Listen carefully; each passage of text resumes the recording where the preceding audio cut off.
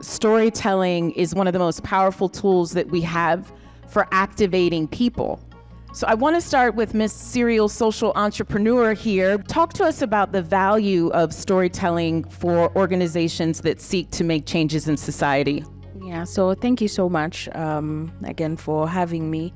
Storytelling makes what we're trying to do, the work that we're trying to do, the change that we're trying to drive, relatable to the people that we're speaking to. So I think the case in point, and I think I can share an example of endometriosis, right? It's a mouthful. And just to, again, share, this is a condition that affects over 176 million women around the world, enough to form the 8th largest country in the world. I don't think we used to see the stories of the women who continue to suffer and girls who continue to suffer being highlighted even on media, but I think nowadays, I'm not bragging, but I can because I've done the work.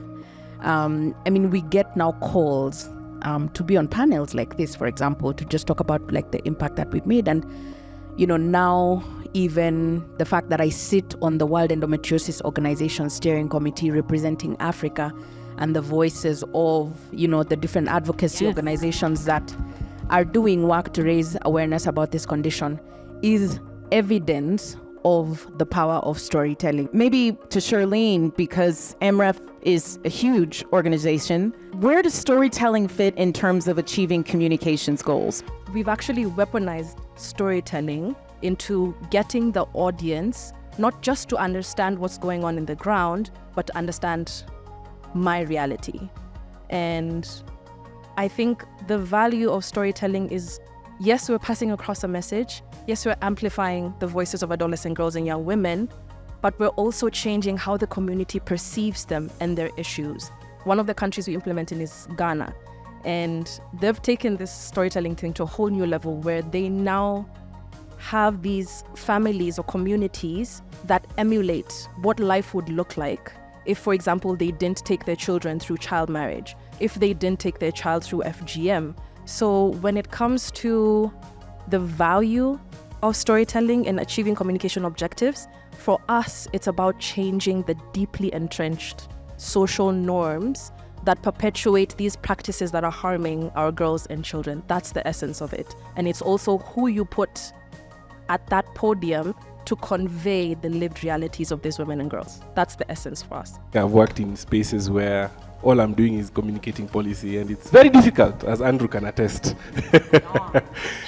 But what I have seen work, it boils down to the question of why would they care? Who is your audience? Why would they care? Fantastic. So we've talked about someone who took their own personal story to now achieving programmatic objectives and behavior change and changing social norms. And, having worked with Andrew before, talk to me about your thoughts on the role of storytelling in terms of actually achieving communications goals. What stories do is they shape, interfere with, and alter your sense of reality. Like what your actual reality is. Like by the time you're talking about these young girls, that's their reality.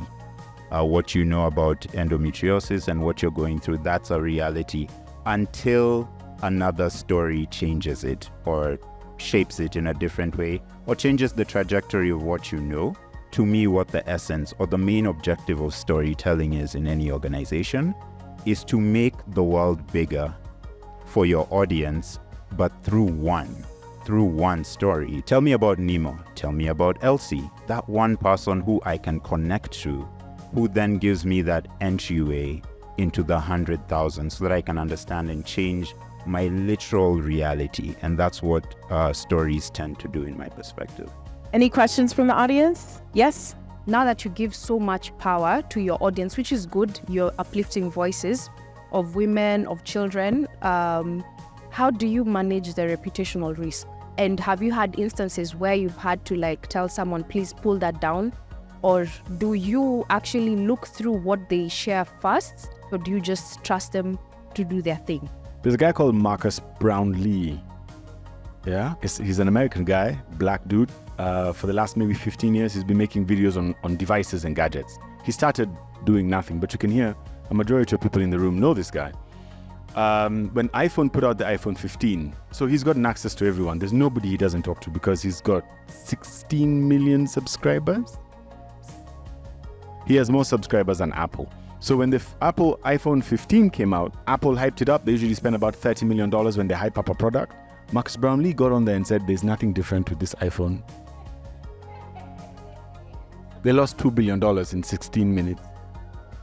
16 minutes. Mind you, they never punished him.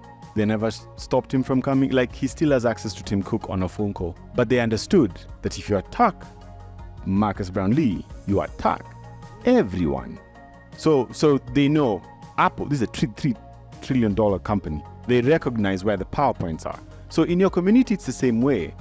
Yes, with USAID or whoever it is you're working for, you may not be able to specifically say this is what we're doing and this is that. But you can find, you can find one person who has influence in that community and seek their opinion. Let them give your project feedback on a personal level. It's unsolicited endorsement. Those are the ideas I was saying. You don't have to do it directly. So you cheat the system.